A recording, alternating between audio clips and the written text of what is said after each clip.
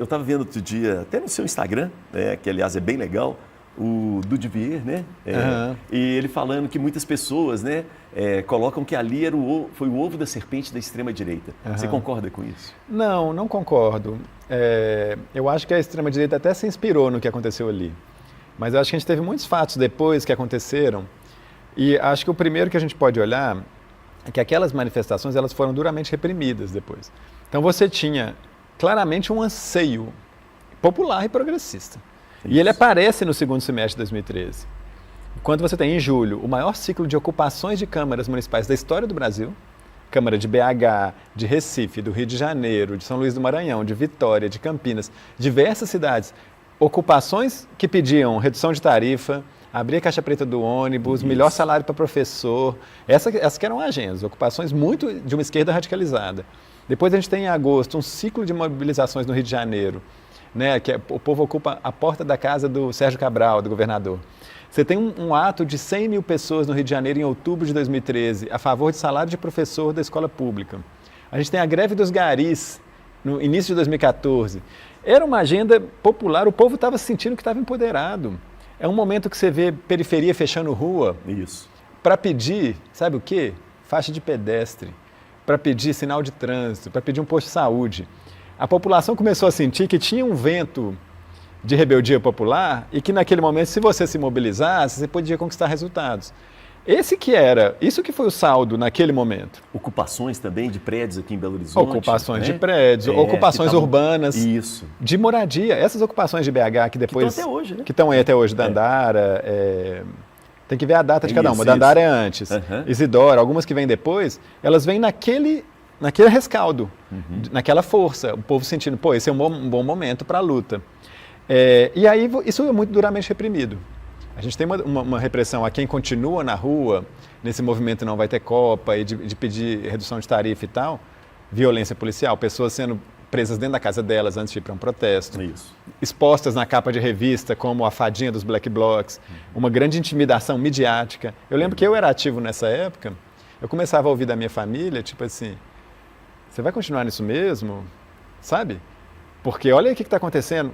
Você vai ver no nível desse tipo de intimidação que é um pouco...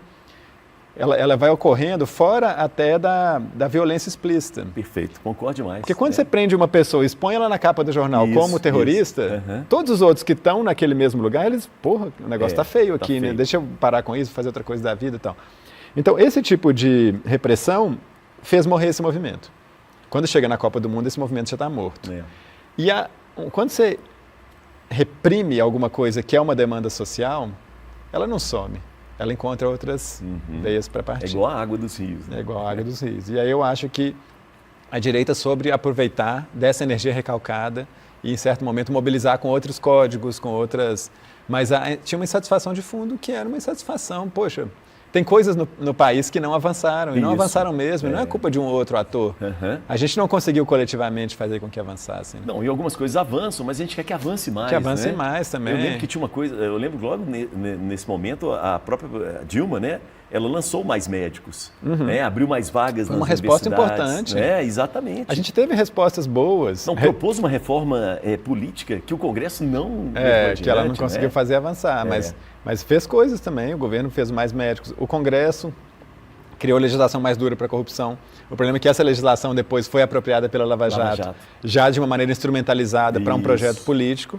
Mas não era necessariamente ruim você ter uma legislação mais dura para a corrupção. De maneira alguma. Teria sido bom, mas ela acabou permitindo que a Lava Jato fizesse todos os seus excessos. Né? Mas a gente teve respostas àquilo. A tarifa reduziu em mais de 100 cidades no Brasil. Bem lembrado. Então, assim, teve efeitos práticos concretos. Agora, quando vem depois da eleição de 2014, e eu considero que na eleição de 2014 foi feita uma segunda repressão. Porque quando tem 2013, o Datafolha... tinha olhado para a eleição presidencial, a Dilma estava na frente antes de 2013, março. Isso. Quando vem 2013, a popularidade da Dilma cai, porque quem está no governo cai, nos outros esferas cai também. Mas quem sobe não é o Aécio Neves ou quem estava concorrendo naquele momento. É a Marina Silva ou o Joaquim Barbosa. Perfeito. É verdade. Eram figuras que significavam um pouco o espírito daquelas ruas. A Marina Silva, principalmente em centro-esquerda, tem um viés progressista, mas é diferente da esquerda tradicional. Significava alguma outra coisa, mas vinha ali dentro daquele mesmo campo, né? E aí, quando tem a eleição de 2014 e há aquele combate muito forte à candidatura da Marina pelas duas outras candidaturas, de uma maneira a também promover um certo massacre com essa alternativa, eu acho que a gente acaba ficando sem a alternativa que se desejava. Que não era necessariamente ela, mas era algo que significasse próximo dela. Algo que renovasse, que tivesse no campo de direitos, mas que tivesse uma outra tônica, etc. E aí o país fica muito cindido de uma forma muito agressiva entre direita e esquerda, a partir já da... Quando a Dilma é reeleita, o MBL chama um protesto pelo impeachment 3 dias depois. É uma coisa absurda. O Aécio pede recontagem. O Aécio pede recontagem e aí eles, na esteira disso, eles chamam um protesto 3 dias. A pessoa é eleita num dia, 3 dias depois você pede o impeachment. É gente que não tem apreço pela democracia, né? Mas tem um trabalho, eu analiso no livro, de uma pessoa que comparou os cartazes desse primeiro protesto com os cartazes de 2013. Ótimo isso, hein? E aí não tem nada a ver. A linguagem é outra. O pessoal está falando de... isso aqui vai virar uma Venezuela... Já é uma linguagem anti-esquerda, Lula cachaceiro, toda aquela linguagem anti-esquerda clichê que se faz, ela estava ali em 2014. E você não encontra ela em 2013. Ela pode ter um ou outro, mas assim, ela é muito minoritária. E ali em 2014 ela prevalecia. O perfil social dos manifestantes muda. Então eu acho que o germe da extrema-direita brasileira está mais ali, né? Nesse pós-eleição de 2014, com as consequências do processo que vinha. E não em 2013, num processo que foi massacrado. Ou seja, não ponha na conta de 2013 Não ponha, até porque são muito diferentes. Assim, olha o perfil socioeconômico de quem estava em uma e na outra, classe social, idade. 2013 era juventude. Essa galera de 2014 já era um público mais da nossa idade aqui. Isso. E quem era jovem já era de uma outra classe social diferente. Outra classe social. Não era o jovem da periferia. Não era o jovem de periferia de jeito nenhum.